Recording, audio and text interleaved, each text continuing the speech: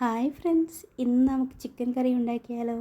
അതിനായിട്ട് medium size വലിയുള്ളി 4 എണ്ണം, ഇഞ്ചി വെളുത്തുള്ളി ചതച്ചത്, ഉരുളക്കിഴങ്ങ്, പിന്നെ വലിയ തക്കാളി പഴുത്തത് 1, പിന്നെ പച്ചമുളക് 2 എണ്ണം. പിന്നെ ഞാൻ ഈ ഒരു പാത്രത്തിലാണ് ചിക്കൻ കറി ഉണ്ടാക്കുന്നത്.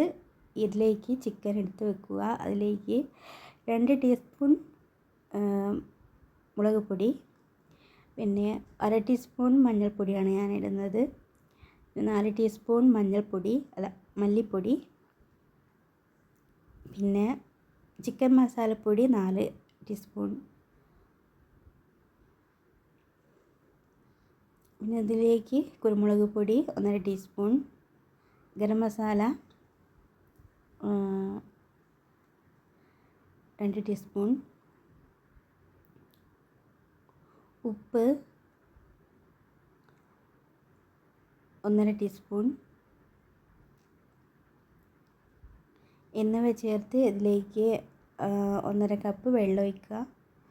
ഇതിലേക്ക് ഇനി കറിവേപ്പില, എടുത്ത് വെച്ചിരിക്കുന്ന ഉരുളക്കിഴങ്ങും ഇതിലേക്ക് ഇട്ടിട്ട് അടുപ്പത്ത് വെച്ച് ഒരു 10 മിനിറ്റ് അടച്ച് വെച്ച് വേവിക്കുക.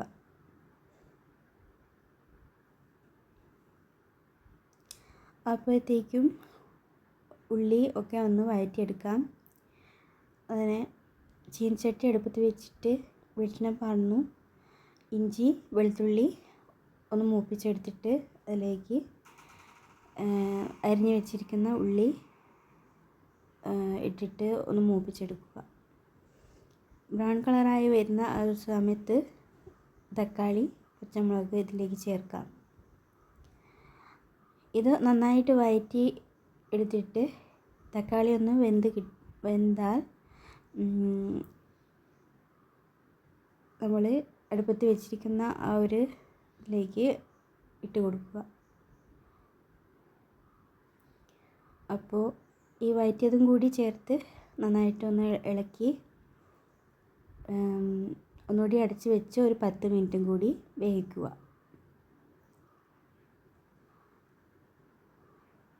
ഇടയ്ക്ക് ഇളക്കി കൊടുക്കണം. 10 മിനിറ്റ് കഴിഞ്ഞു. നന്നായിട്ട് കുറുകി വന്നിട്ടുണ്ട്. നന്നായിട്ട് ചിക്കനൊക്കെ നന്നായിട്ട് വെന്തിട്ടുണ്ട്. ഇതിലേക്ക് വറവിടണം. അതിനായിട്ട് കുരുമുളകും ലേശം ഉലുവയും ഞാൻ ചേർക്കുന്നുണ്ട്. പിന്നെ കറിവേപ്പില വറവിട്ടു.